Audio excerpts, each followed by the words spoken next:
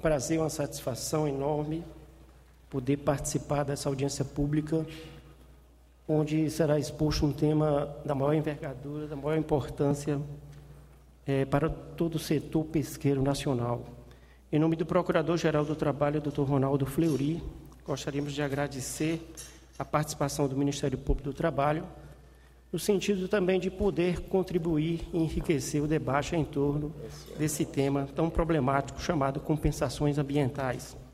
Gostaria também, em nome da senadora, cumprimentar a mesa que está composta, cumprimentar também os presidentes de federações, presidentes de colônias, autoridades aqui presentes, deputados, senadores, senhoras e senhores que estão assistindo à TV Senado.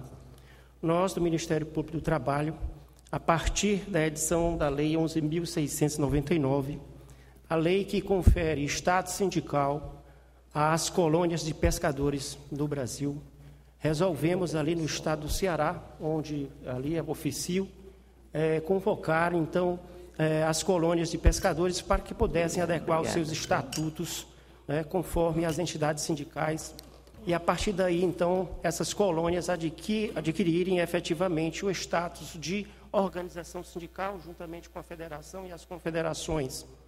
Aqui em Brasília, o nosso Procurador-Geral, então, resolveu também endossar este procedimento e convocou a Confederação Nacional da Pesca e Aquicultura, e juntamente com as federações, onde, então, a partir daí, os trabalhadores do setor pesqueiro nacional passaram a ter uma identidade sindical, portanto, uma representação jurídica, por exemplo, para compor essas audiências públicas, compor comissões, atuar em juízo ou fora dele.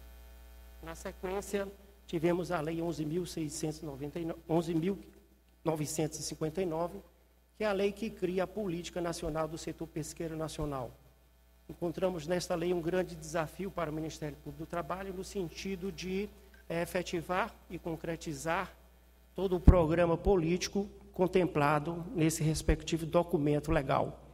No âmbito também do Ministério Público do Trabalho, resolvemos, então, dada a importância do setor pesqueiro nacional, criar uma gerência da pesca, que intitulamos Gerência da Pesca Legal, exatamente para poder também contribuir, e aprimorar o setor pesqueiro nacional a partir dessa base social de tamanha importância e de tamanha envergadura, como são os trabalhadores artesanais, os pescadores artesanais, as federações e a Confederação dos Pescadores. A partir, então, de todos esses dados, resolvemos trabalhar no sentido de criar um procedimento de âmbito nacional para implementar todas essas políticas públicas, inclusive aquelas constantes também do Programa Nacional de Direitos Humanos, voltado para pescadores artesanais, onde encontramos também diversas políticas públicas que estavam hibernando e latente, como, por exemplo, a profissionalização e o treinamento desses pescadores artesanais. Então, o Ministério Público do Trabalho tem feito o seu dever de ofício, tem cumprido as disposições legais, tem convocado todos esses atores sociais para participar deste grande empreendimento e deste grande desafio que encontramos pela frente. Esse tema relacionado às compensações ambientais é um tema extremamente novo, que me foi levado pelo Armando e pelo Abraão, lá em Fortaleza, relatando toda a problemática das compensações ambientais no Brasil e os prejuízos causados ao setor pesqueiro nacional. Ocasião em que me entregaram, por exemplo, um relatório de impacto ambiental, onde neste documento constam diversos prejuízos, diversas lesões causadas a pescadores, especialmente na área sísmica, a bacia sedimentar do estado do Ceará. Bom, pelo que li, pelo que pesquisei, essas compensações ambientais, elas têm assento constitucional. Ali no artigo 225, parágrafo 3º, está inscrito, de acordo com o Supremo Tribunal Federal, o princípio do poluidor-pagador. Ali o parágrafo 3º contempla, no meu ver, no meu entender, na minha interpretação, não só a reparação econômica, a reparação ambiental, pelos prejuízos causados ao meio ambiente, mas eu entendo também que as reparações sociais e econômicas causadas a trabalhadores que sobrevivem, por exemplo, não é, da pesca artesanal. A parte disso tudo foi editada uma lei que cria um sistema nacional de unidades de conservação. Essas unidades de conservação, então, seriam, digamos assim, uma ferramenta adequada e necessária para que essas reparações ambientais fossem implementadas no âmbito do Ministério do Meio Ambiente. Bom, dito isto, a partir, né, da edição desta lei, foram então criados os órgãos necessários para que houvesse essa concretização, como a Câmara Federal de Compensação Ambiental, o comitê, não é, que está encarnado, está incrustado dentro do IBAMA, o Comitê também de Compensação Ambiental, tudo no sentido, então, de, não é, implementar e concretizar e dar força normativa ao princípio constitucional do poluidor pagador. Bom, o que nós vemos e o que percebemos a partir da leitura desses relatórios de impactos ambientais? Há lesões ao meio ambiente, e isto é indiscutível. Agora, à luz da Lei 11.959, que é a lei que trata da Política Nacional da Pesca, né, o legislador resolveu também garantir aos pescadores artesanais a permanência e a continuidade e a proteção econômica e social para o exercício de suas atividades. Mas a partir do momento em que eu constato no relatório, né, como por exemplo esse relatório na bacia sedimentar do Estado do Ceará, agora de junho de 2015, onde são arrolados aqui do estudo de impacto ambiental, lesão a cerca de 22.443 pescadores artesanais, em razão da sísmica realizada por aquele navio sonda, aquele navio enorme, não é? Que lança ondas sonoras. Essas ondas sonoras, aqui pelo relatório, elas são prejudiciais às espécies marinhas, elas matam, não é, os ovos das lagostas, elas impedem a procriação. Enfim, aqui está todo o prejuízo, toda a lesão que é causada não só ao meio ambiente, mas também aos pescadores artesanais que sobrevivem, não é, que subsistem graças a esse escasso pescado que nós temos no território brasileiro.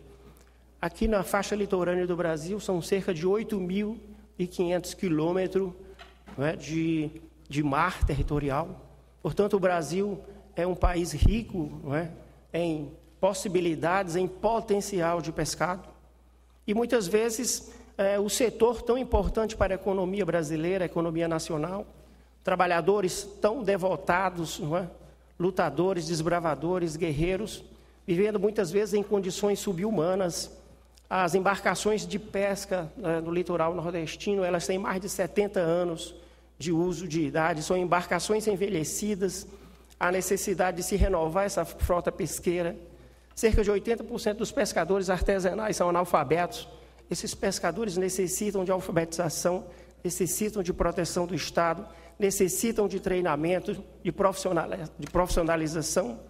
Enfim, não há como, por exemplo, a Câmara Federal de Compensação Ambiental compor o seu quadro, compor as entidades que ali estão, e não haver um único representante do setor pesqueiro nacional. Nada obstante, exista, alguém pode dizer, a Confederação Nacional da Indústria, que certamente é um órgão também importante, mas participa, não é, da Câmara Federal de Compensação Ambiental a partir de um outro foco, certamente a partir do foco da indústria, do explorador, do poluidor, e não do foco, por exemplo, da Confederação Nacional da Pesca, que representa trabalhadores, ou do CONEP, que representa as empresas também, que muitas vezes sobrevivem e lucram através da extração desse pescado. Portanto, eu reputo da maior importância esse debate, não é? Nós herdamos dos gregos o sentimento e a filosofia de que na democracia tudo deve ser debatido, tudo deve ser discutido, tudo deve ser transparente. Não é? O próprio filósofo alemão Kant dizia que tudo aquilo que não é público, não é transparente, não é ético. Então, a necessidade de se colocar, não é, num portal, transparência, todos esses recursos oriundos de compensações ambientais, disponíveis à sociedade em geral, disponível ao cidadão, para que ele possa fiscalizar, então, o destino desses recursos, a aplicação desses recursos, pelo que vemos, né, a partir de um decreto 4340, o destino desses recursos também, não há contemplação aqui pelo artigo 33 deste decreto, não há contemplação nenhuma para trabalhadores artesanais, para pescadores artesanais. Diz o artigo 33 que a aplicação dos recursos da compensação ambiental devem ser aplicados prioritariamente na regularização fundiária e demarcação das terras dessas unidades de conservação, elaboração, revisão ou implantação de plano de manejo, que é um instrumento de planejamento e gestão dessas unidades de conservação, aquisição de bens e serviços necessários à implantação dessas unidades de conservação, desenvolvimento de estudos necessários à criação de nova unidade de conservação, o desenvolvimento de pesquisa. Portanto, aqui está um quadro de exclusão total de trabalhadores desse importante segmento econômico. Sem dúvida nenhuma, esse decreto deveria merecer uma reparação, uma alteração, no sentido também de colocar-se, não é, como destinatário desse fundo de compensação também os trabalhadores, quer para treiná-los, quer para educá-los na área ambiental, quer para profissionalizá-los, quer também para reparar os prejuízos causados em razão de uma baixa produtividade, não é, de uma pescaria, por exemplo. E alguém pode indagar, mas, procurador, como poderíamos mensurar e dimensionar esse prejuízo, né, já que já estamos aí num campo de abstração? Nós sabemos que cada embarcação, de acordo com uma instrução normativa expedida pelo próprio Ministério do Meio Ambiente, deve ter um rol de bordo. Esse rol de bordo, ele está em vigor desde 2005. Esse rol de bordo contempla exatamente toda a produção que é pescada, né? O rol de equipagem contempla todos os pescadores que estão dentro daquela embarcação. Nós aí teríamos elementos objetivos, não só para indicar os eventuais prejudicados, lesionados por essas atividades, mas como também os prejuízos causados, não é, a esses pescadores profissionais, a partir da baixa produtividade contemplada nesse rol de equipagem. Então, a partir de tudo isso aí, há como essa compensação ambiental também não ter só uma natureza ambiental, mas também ter uma natureza social. Nós sabemos também que tudo isso foi questionado no ADI 3378 do Supremo Tribunal Federal, a Confederação Nacional da Indústria questionou, e o Supremo Tribunal Federal concluiu, não é, o seu acórdão, finalizando e dizendo que é constitucional a compensação ambiental. Portanto, todos esses pescadores e esses trabalhadores devem fazer jus também, não é, à reparação desses prejuízos causados. O tempo é curto, mas eu vou ficar aqui, só expor esses temas tão importantes para debate, que será enriquecido também pelos demais palestrantes. Agradeço muitíssimo a oportunidade que foi destinada ao Ministério Público, agradeço a atenção de todos, a senadora Ana Amélia.